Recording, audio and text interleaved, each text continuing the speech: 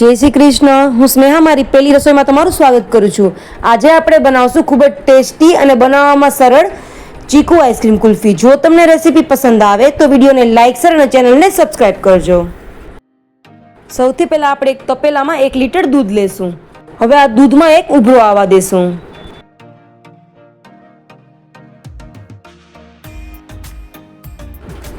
દૂધમાં એક ઉભરો આવી ગયો છે. હવે આપણે ગેસની ફ્લેમ સ્લો કરી નાખશું.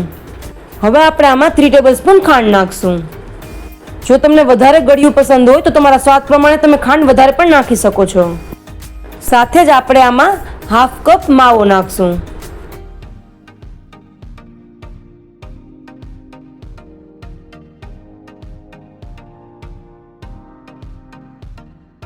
હવે આપણે ગેસની ફ્લેમ મીડિયમ કરી નાખશું અને મીડિયમ ફ્લેમ ઉપર આ દૂધને ઘાટું થવા દેશું. આપણે આને આ રીતે જ ચલાવતા રહેવાનું છે, નહીં તો તે નીચે બેસી જશે. દૂધ સરસ ઉકળી ગયું છે અને તમે જોઈ શકો છો કે તે ઘાટું થઈ ગયું છે અને અડધું થઈ ગયું છે. હવે આપણે ગેસની ફ્લેમ બંધ કરી દેશું.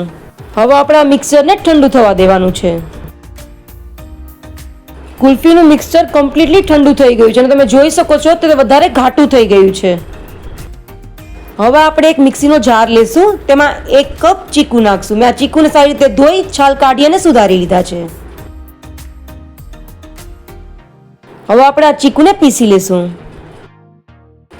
ચીકુનો સરસ પલ્પ બની ગયો છે. હવે આપણે જે મિક્સચર તૈયાર કર્યું છે કુલ્ફીનું તેમાં નાખી દેશું. આપણે આ ચીકુના પલ્પને જ્યારે આપણું મિક્સચર છે તે ઠંડુ થઈ જાય ત્યારબાદ જ નાખવાનું છે. ગરમ ગરમમાં એડ નથી કરવાનું. સાથે જ મેં અહીં એક ચીકુને બારીક સુધારી લીધા છે તે નાખી દેશું. આને પણ સારી રીતે મિક્સ કરી લેશું.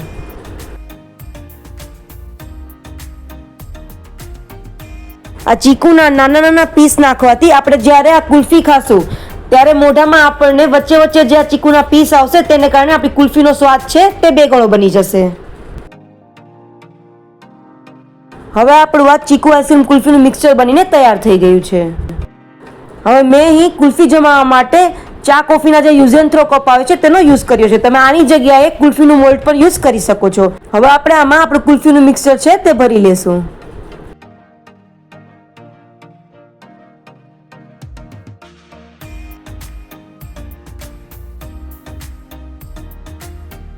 આપણે બધા કપ ભરી લીધા છે. હવે આપણે આમાં આઈસ્ક્રીમ સ્ટીક રાખવાની છે, પણ તેની પહેલા આપણે અડધી કલાક માટે ફ્રીઝરમાં આને સેટ થવા માટે રાખી દેશું. અડધી કલાક થઈ ગઈ છે અને કુલ્ફી ઉપરથી થોડી થોડી સેટ થઈ ગઈ છે. તો હવે આપણે આમાં આઈસ્ક્રીમ સ્ટીક રાખી દેશું. જો આપણે પહેલા રાખશું તો આપણી આઈસ્ક્રીમ સ્ટીક છે તે આડી થઈ જશે. હવે આપણે આ કુલ્ફીને 6 થી 7 કલાક માટે ફ્રીઝરમાં સેટ થવા માટે રાખી દેશું. 7 કલાક થઈ ગઈ છે અને આપણી કુલ્ફી છે તે સરસ સેટ થઈ ગઈ છે. તો હવે આપણે આને આમાંથી કાઢી લેશું. હવે આપણે પહેલા એને હાથ વડે થોડું રબ કરી લેશું જેથી તે સાઈડમાંથી અલગ થઈ જાય. તો તૈયાર છે આપણી ખૂબ જ ટેસ્ટી અને મલાઈદાર ચીકુ આઈસ્ક્રીમ કુલ્ફી.